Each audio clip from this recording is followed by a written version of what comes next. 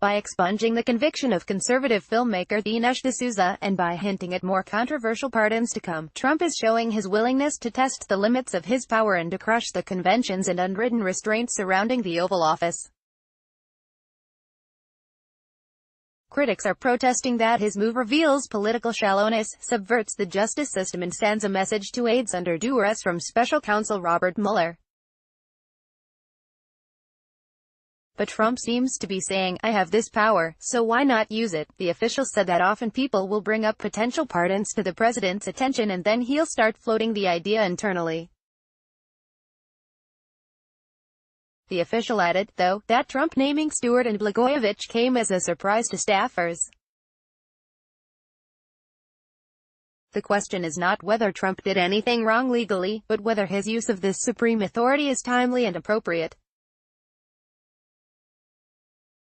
The first thing to note is that he is acting in line with Article 2 of the Constitution, which gives the president power to grant reprieves and pardons for offenses against the United States, except in cases of impeachment. That authority represents one of the most unfettered powers granted to the commander-in-chief, one reason why presidents have often been careful in its use, frequently waiting until the dying hours of their administrations to grant their most contentious pardons. Trump has not shown much interest in the idea that the office of the presidency itself is sacred and in need of protection. And he seems perfectly okay using its trappings as a vessel for advancing personal or political interests. Unchecked power.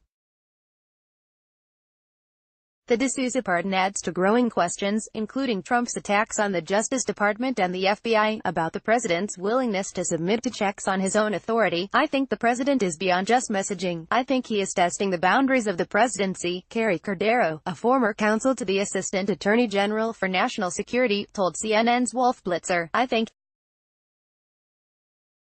a Justice Department spokesman told CNN Thursday that Trump did not run the pardon through the agency's Office of the Pardon Attorney, as was also the case for the controversial pardons of Dick Cheney's former Chief of Staff I. Lewis, Scooter Libby and former Arizona Sheriff Joe Arpaio. What this president has done, which we have not seen in centuries, literally, is the president making unilateral decisions. Absolutely 100% bypassing any of that policy process. I think he is looking for ways to expand his presidency and he is seeing how far the other branches of government are going to let him get away with it, said Cordero. Corey Brecheneder, a constitutional law professor at Brown University and Fordham Law School, said pardon power is meant to be a merciful gesture to those who have suffered at the hands of law. Part of the idea of mercy is showing regard for others rather than self-interest, he said.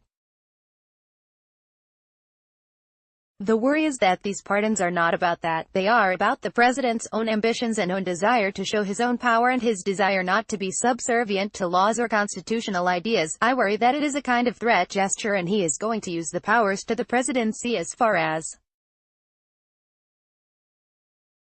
he is going to take them, added Brecheneder, author of the forthcoming book, The Oath and the Office, Motivations. Trump has many political, legal and personal motivations for wielding his power to pardon D'Souza, who pleaded guilty to violating campaign finance laws in 2014 after being indicted on charges of illegally using straw donors to contribute to a Republican Senate candidate.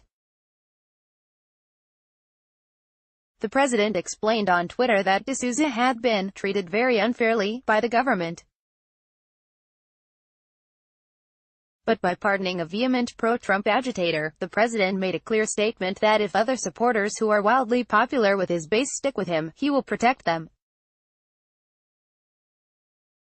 That dynamic was clearly at play when Trump caused a storm last year by pardoning Arpaio after he was convicted of criminal contempt in a case relating to his hardline policies towards undocumented immigrants.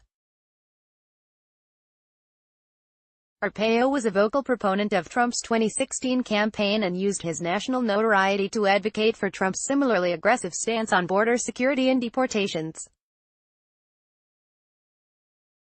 His reprieve outraged civil rights groups and some Republican critics of the president, such as Sen.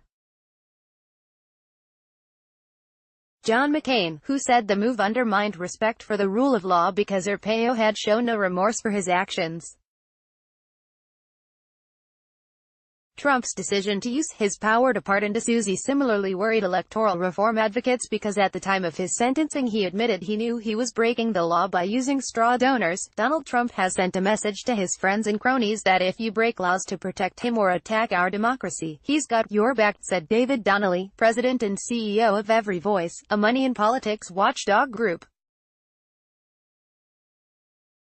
White House Deputy Press Secretary Rod Shaw, however, said that D'Souza had made restitution and accepted responsibility for his actions. But Shaw, speaking on Fox News, also hinted at a partisan motive by saying that the conservative hero was the subject of selective prosecution by the Obama administration. And in a comment that could start alarm bells ringing, he said that D'Souza was convicted of infractions and crimes that are rarely prosecuted. Future implications. It's not impossible that a similar rationale could be used should Trump's personal attorney Michael Cohen be found guilty of infringing campaign finance laws with the hush payment to adult film star Stormy Daniels. So far Cohen has not been charged with any wrongdoing, but his office and residences were raided by the FBI in April. There's another reason why Trump's decision to use his pardon power again on such a politically sensitive case will cause concern. It could be interpreted as a signal to Cohen and other Trump acolytes, such as indicted former campaign chairman Paul Manafort, that if they don't play ball with prosecutors, they can expect a reward. Rep. Steve Cohen, D. Tennessee, told CNN Thursday that a GOP colleague had told him to expect more signaling pardons from the White House. What he was saying, basically, was we are going to have a Saturday night massacre, when there is going to be several pardons in one day. I think Manafort knows it. I think Michael Cohen knows it. I think Robert Mueller probably knows it, Cohen said. The idea that Trump could pardon someone who has been treated very unfairly by the government could serve in future as a blanket get-out-of-jail card for anyone in his campaign, or even his family who needs a pardon, should Mueller secure convictions. Trump has also shown he is willing to use the muscle of his office to satisfy personal grudges. That's one reason why his comment to reporters Thursday that he was thinking of pardoning jailed former Illinois Gov. Rod Blagojevich, a Democrat, and design guru Martha Stewart, who said she voted for Hillary Clinton. Stewart was prosecuted by Trump's nemesis James Comey when the former FBI director was U.S. Attorney for the Southern District of New York. Blagojevich was sent down for political corruption by one of Comey's best friends, Chicago prosecutor Patrick Fitzgerald. And Fitzgerald was also behind the conviction of Libby. It could all be a massive coincidence, of course.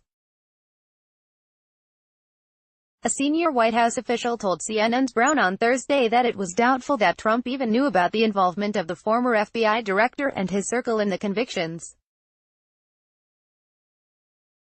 But he's surely relishing the notion that he could use presidential power to gut the legal legacy of a political enemy, Comey, just as he's doing in a political sense with former President Barack Obama.